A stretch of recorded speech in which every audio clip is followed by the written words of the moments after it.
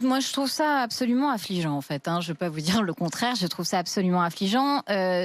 Donc, à les entendre, ce qu'ils veulent, c'est que la génération Greta Thunberg, donc la génération des jeunes, aille voter et qu'elle se mobilise. Je ne vois pas en quoi, en crachant sur les grands-parents de la génération Greta Thunberg, on va les mobiliser. Je ne comprends pas.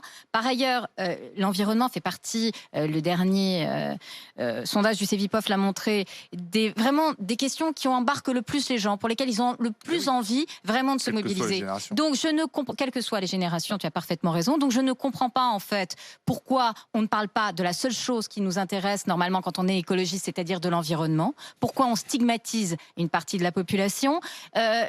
Moi, cette stigmatisation des baby-boomers, je la trouve parfaitement ridicule.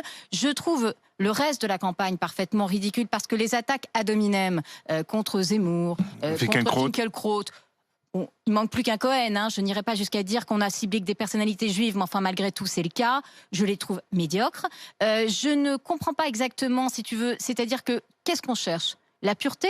C'est-à-dire, en fait, n'ont le droit de voter écologiste que les gens qui ont moins de 40 ans, pas les vieux, elle a raison, Michel Julien Delaunay. Bayou ne pourrait pas voter parce qu'il a 41 ans.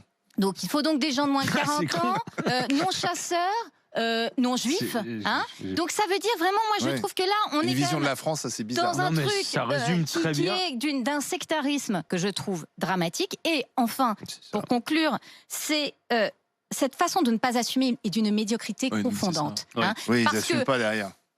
Quand on prétend à diriger la région Île-de-France, on ne dit pas « Oh là, oups, c'est un stagiaire qui l'a mis en ligne, je ne l'avais pas vu, je ne cautionnais pas, j'ai pas validé. » Pas très pro. Et après, on ne renvoie pas la balle à son communicant. Je ne vois pas qui fait intervenir des communicants à part Europe Écologie Les Verts, ça ne s'est vu nulle part, qui va dans toutes les télés en disant « Oups, c'est le community manager ». Donc à la fin, en fait, quand on prétend à de grandes responsabilités, et notamment à remplacer Valérie Pécresse en Île-de-France, eh bien, on fait face et on ne botte pas en touche. Et donc je trouve ça parfaitement lamentable.